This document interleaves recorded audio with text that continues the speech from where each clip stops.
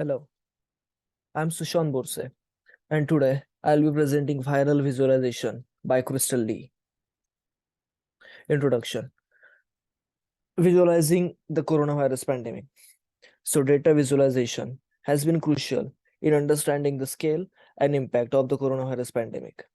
Notable examples such as John Burns line chart and the Johns Hopkins University COVID data dashboard have effectively communicated complex information. Some activist networks, referred to as coronavirus skeptics or anti maskers, have used data visualization to challenge public health measures. These groups create their own visualization using established data practices to present alternative viewpoints. Their aim is to question the urgency and ongoing nature of the pandemic. So, what is epistemological divide and data literacy? In the context of the COVID-19 pandemic, there is a striking disparity in how different groups, particularly pro and anti mask factions, interpret and make sense of the available data. Despite having access to the same datasets, these groups arrive at drastically different conclusions, highlighting an epistemological divide. This divide goes beyond mere differences in opinion or perspectives. It reveals a fundamental difference in how individuals perceive and understand data, shaped by their belief systems, values, and epistemological framework. The interpretation of data becomes a complex interplay between objective information and subjective filters. Of particular interest is the role of data literacy within the anti mask groups. Contrary to popular assumptions, these groups demonstrate a sophisticated level of data literacy. They skillfully utilize data to construct compelling counter visualization that resemble scientific papers or official reports. These counter visualizations serve as persuasive tools to challenge mainstream narratives and advocate for their viewpoints. The data driven arguments presented by anti mask groups aim to influence policy changes at the local level. By leveraging their data literacy skills, they seek to shape public discourse, decision making processes, and public health measures related to mask wearing. The research methods implemented in the research of these papers are Twitter data and quantitative analysis. In the research study, the researchers employed Twitter data and quantitative analysis to investigate the use of charts and visualizations related to COVID 19. To collect the data, they utilized the Twitter streaming API and monitored keywords associated with the pandemic, as well as public health institution accounts. The data collection period spanned from January 21st, 2020 to July 31st, 2020, resulting in a massive dataset of over 390 million tweets. To focus on tweets specifically mentioning charts, the researchers adopted a conservative approach and filtered the dataset to include tweets and explicitly referenced chart related keywords. This filtering process yielded a dataset of nearly 500,000 tweets, accompanied by over 41,000 images. To organize the collected data, the tweets and their associated metadata were stored in a SQLite database, ensuring efficient data management and retrieval. Additionally, the images related to the tweets were downloaded and stored separately for further analysis. Image classification and visualization analysis is done, or the method employed two key steps. Initially, an existing computer vision model was used for image classification, but it had a low success rate of 30%. To overcome this, the feature embedding approach was adopted, which involved presenting images in a reduced dimensional space. K-means clustering was then performed on these embeddings to identify clusters representing different visualization types. The visualization analysis involved manual inspection of the clustering outputs. Researchers identified and validated eight relevant clusters, including line charts, area charts, bar charts, pie charts, tables, maps, dashboards, and images. To aid in dimensionality reduction and visualization, the UMAP algorithm was used along with qualitative examination. UMAP helped reduce data complexity while preserving important relationships. By using this methodology, the researchers aimed to improve image classification accuracy and gain insights into the different types of visualization present in the dataset. Network analysis on Twitter. The method employed for analyzing the Twitter data involved network analysis. A network graph was constructed to study the users involved in the discussions. The graph consisted of nodes representing users and edges representing interactions such as mentions, replies, retweets, or quote tweets. With almost 400,000 nodes and over 500,000 edges, the graph provided a comprehensive view of network. Additionally, community detection using Leuven method was applied to identify distinct groups within the network. The top 10 largest communities, which accounted for a significant portion of nodes, edges, and visualization, were found to be primarily focused on specific topics or themes.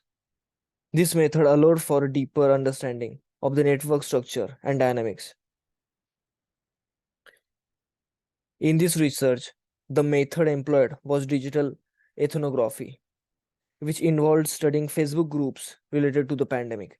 The researchers collected and analyzed various forms of content, such as posts, comments, Facebook live streams, and in person event photos. To conduct the analysis, the posts were archived as PDFs and tagged using qualitative analysis software. The researchers then employed grounded theory to identify and analyze themes present in the data. This case study approach allowed for a comprehensive understanding of the social dynamics within specific Facebook communities. Overall, this method provided valuable insights into the discussions, interactions, and behaviors within these outline communities, shedding light on the role of Facebook in shaping public discourse during the pandemic. The case study involved different kinds of criteria and different kind of implementations. Mainly, the case study focused on analyzing visualizations related to the pandemic on Twitter. The study involved a qualitative analysis to identify the types of visualizations present among different networks of users, including both pro-mask and anti-mask users. It was found that anti-mask users were prolific and skilled in creating data visualization. These visualizations were popular, followed orthodox visualization methods, and aimed to convince others that public health measures such as mask wearing were unnecessary. Additionally, a qualitative analysis was conducted using an ethnographic approach. This approach provided insights into how COVID counter visualization reflected a deeper epistemological rift about the role of data in public life. The practice of making counter visualizations was seen as a participatory and heterodox approach to information sharing. Network graph shows user interactions through retweets, likes, and mentions. As we can see in the image, the graph visualizes user interactions on social media platforms through retweets, likes, and mentions. This graph provides a visual representation of how users engage with each other within the network. By analyzing these interactions, researchers gained insights into dynamics and patterns of engagement among users, shedding light on the spread and impact of anti-mask discourse. The network graph helps to illustrate the complex web of connections and influence that contribute to the proliferation of anti-mask content and the formation of communities within the online space. Visualizing the distribution of chart types by network community. To compare the visualizations shared by anti-maskers and mainstream users, the researchers examined the types of visualizations used by different communities on Twitter. Surprisingly, they found no significant difference in the kinds of visualization used by these communities, despite their drastically different arguments about the coronavirus. They discovered that anti-maskers who had, you can see the anti-maskers graph here, who had the highest percentage of verified users, shared the second highest number of charts among the top 6 communities. They were also the most prolific producers of area line charts and shared the fewest number of photos. Anti-maskers were also more likely to amplify messages from their own community. Understanding anti-mask discourse, analyzing data usage, and scientific reasoning. The researchers further explored the visualization discussed by anti-maskers to gain insights into their practices of knowledge making and data analysis.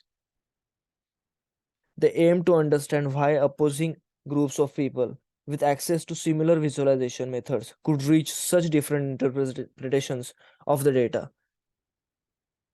In terms of visualization types, the researchers identified 8 major clusters in the Twitter corpus: line charts, area charts, bar charts, pie charts, table, map, dashboards, and images.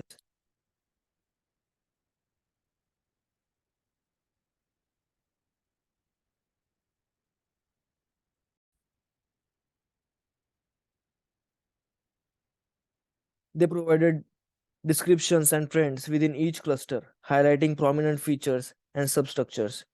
The case study findings challenge conventional assumptions in human computer interactions research about the imagined users of visualization systems. It brings attention to the fact that anti-maskers, who are often considered data illiterate, skillfully manipulate data to promote unorthodox scientific viewpoints.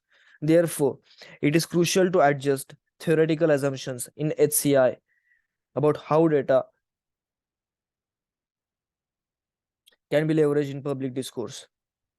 In conclusion, the case study underscores the importance of understanding the social and political dimensions of visualizations and the need to communicate uncertainty effectively.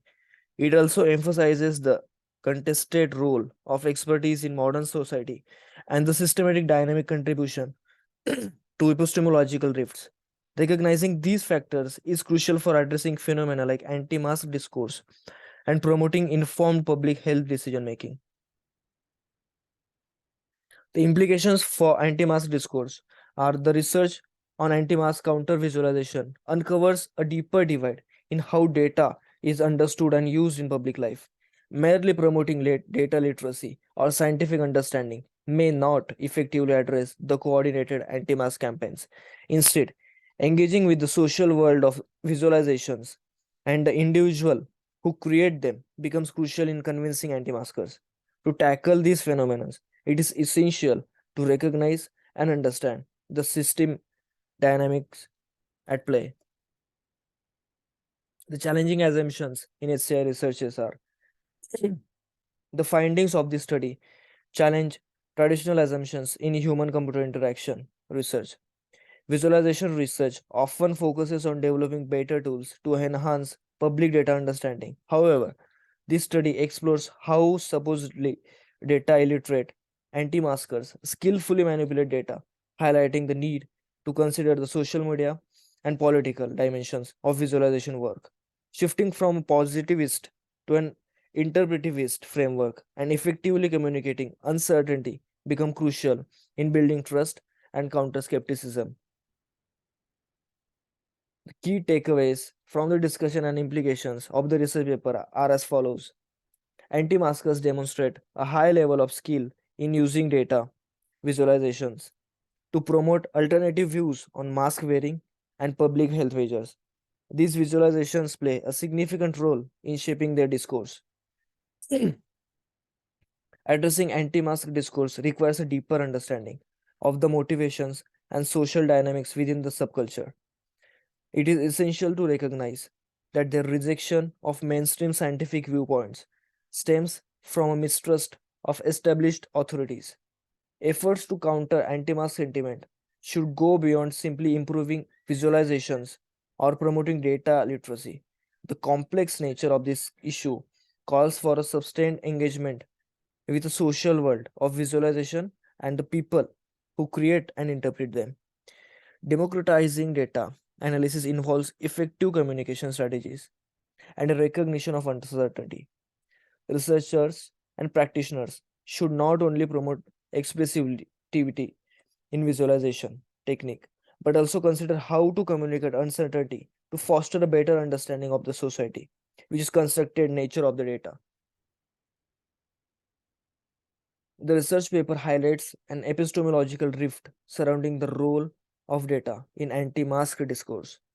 Engaging with the social context and understanding counter visualizations are crucial in addressing anti-mask views effectively.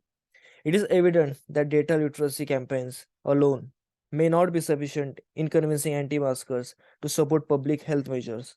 Human component interaction research needs to challenge assumptions and consider diverse user perspectives, particularly in designing visualization systems.